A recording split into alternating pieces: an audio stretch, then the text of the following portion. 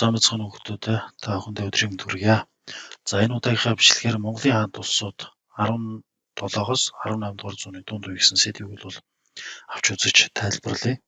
За 17 дугаар зууны одоо их үед бол монголчууд халах Монгол, өмнөд Монгол, баруун Монгол гэсэн гурван том хэсгээс бол бүрдэж байсан.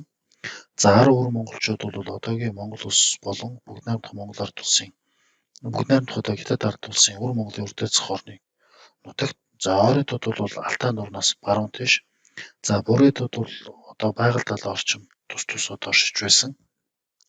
За энэ үед бол түмэн хэмээх улс төрийн байгууламж хэлбэрийн болон нэрний хувьд бол хэрэглэгдэхээ болж аймаг оддог хошуу бол одоо зохилох болсон.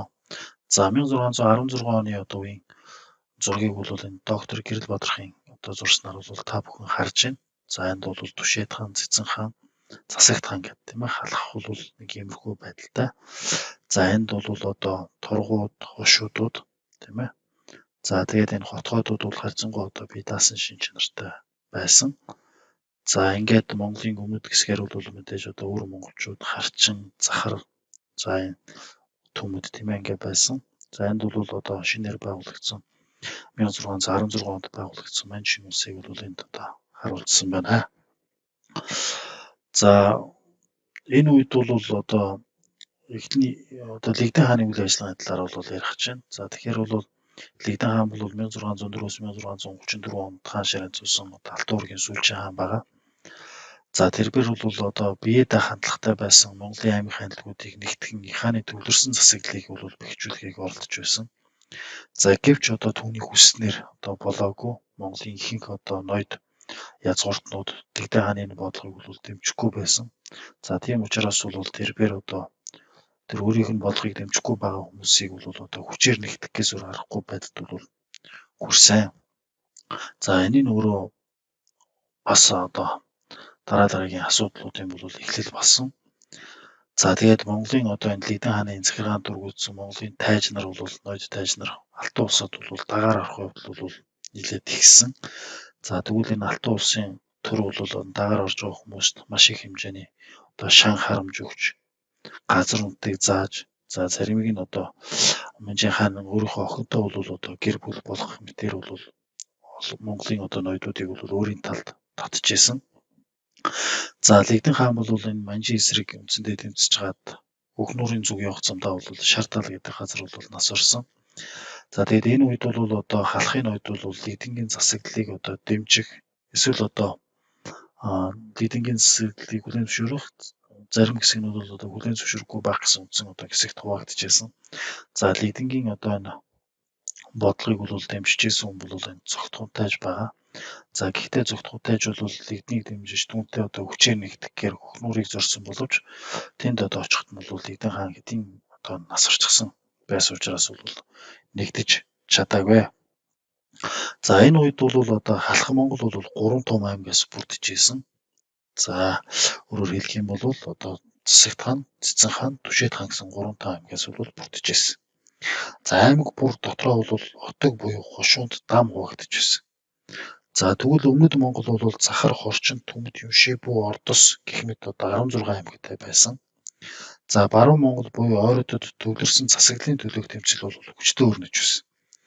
За ойротын дотор бол Цорос, Торгууд, Хошууд, Дөрүүд, Хойд аймаг бол бусдаасаа бас илүү одоо нөлөөтэй байсан гэж ингэж үзэж болно.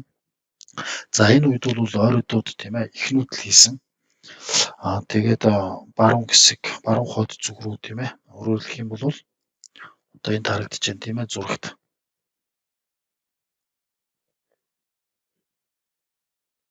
Ижил мөрөн рүү бол үндсэндээ ижил мөрөн рүү зүүсэн. За хошуудууд бол үндсэндээ зүүн үргэж Хөхнүүрийн зүг бол одоо нүдэлсэн бич.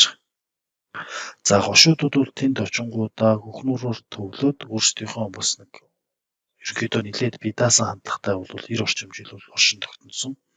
За торгуудууд бол ихнүүд л хийгээд за тэгээд зарим хэсэг нь бол буцаж ирсэн, зарим хэсэг нь бол буцаж ирээгүй.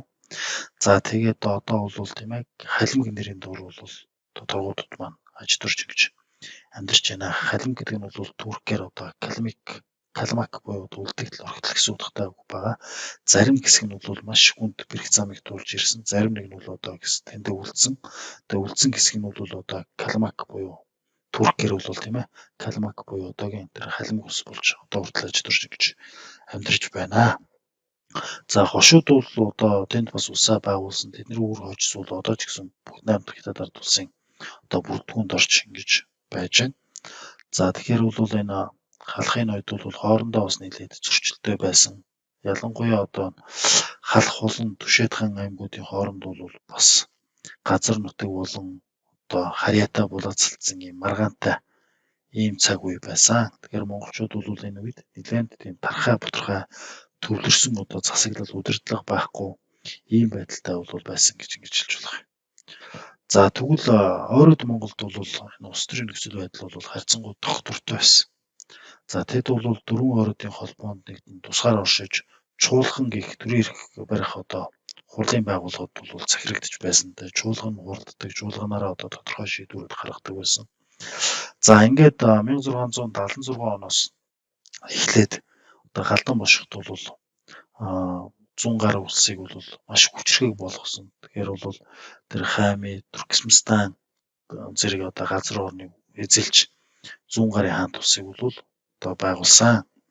За галдан бошгот бол хийм бэ гэхээр одоо Эрдэнэ Батар хүү байгаа тийм ээ. Мөн одоо төвдөд нэлээд одоо олон жил шавлан сууж байгаад хаан ширээний одоо ойролдод хаан ширээний одоо зөрчил тэмцэл явагдах үед бол одоо сахил санаараа орхиж одоо 100 гарын хаант улсд бол одоо ирсэн. Тэгээд одоо хаан ширээнд сууж 100 гаруй улсыг хүчрэх хөгжүүлэхэд чухал нөлөө үзүүлсэн. За энэ талаар бол бид нар дараагийн хичээлүүдээс илүү тодорхой одоо үзээд явах болно.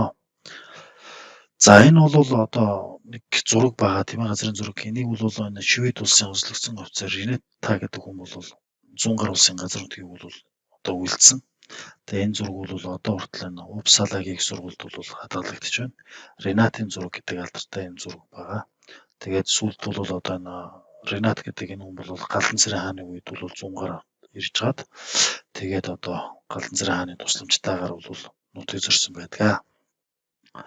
За 100 гарын хаант улсын бас нэг онцлог бол ерөнхийдөө бас нэлээд хүчрхэг үедээ бол юм зоос цутгуулж тийм ээ байсан тухай бол түүхэн одоо мэдээ баримт бол байдаг. Тэгэхээр энэ 100 гарын хаант улс маань нэг 100 гаруй жилийн шахам жилийн одоо хугацаанд бол маш хүчрхэг байдлаар төв алзад оршин тогтножсэн юм хүчрхэг гүр юм аа. За тэгвэл хошуудууд бол одоо 100 гарын Баатар хунтайж хошуудын төр байхнаар бол хөхнөр одоо төвдийг эзэлж байна. Хошууд улсыг бол үндсэндээ хошууд улс бий болсон. Тэгээд бол энэ хошууд улс бол 90 шахам жил бол одоо нэлээд одоо бие даасан байдалтай бол оршин тогтносон. За энд бол одоо төвдийн энэ будаалын гээд хийд байна. Энэ одоо хийдийг бол бүтээхэд бол монголчууд одоо их хөрөнгөний одоо гаргасан. Ялангуяа одоо төмөд халах хошууд ойроод монголчуудын хөрөнгө бол үлэм хэмжээгээр орж төвдөд одоо энэ будаалын хийдийг бол байгуулсан. Одоо бол аялал жуулчлалын бас нэлээхэн томоохон юм сүм хийд гэж ингэж ойлгож болно. За одоо бол хошуудууд маань бол одоо бүгд найрамдах хятад ард улсын захиргаанд одоо ингэж оршиж амьдарч байна.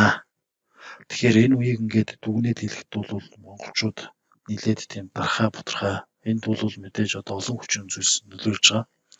Тэгэхээр нэгдүгээрт одоо газар зүй талаасаа тийм ээ, хоёрдугаар одоо нийгэм тухайн үеийн одоо нөхцөл талаасаа олон хүчин зүйлс нөлөөлж монголчууд бол дархай бутархай нэлээд бас одоо юу гэдгийг төвлөрсөн удирдлаггүй ийм жижиг одоо хаант улсуудад хуваагдаж оршин тогтножсэн гэж ерөнхийд нь дүгнэж болох юм аа.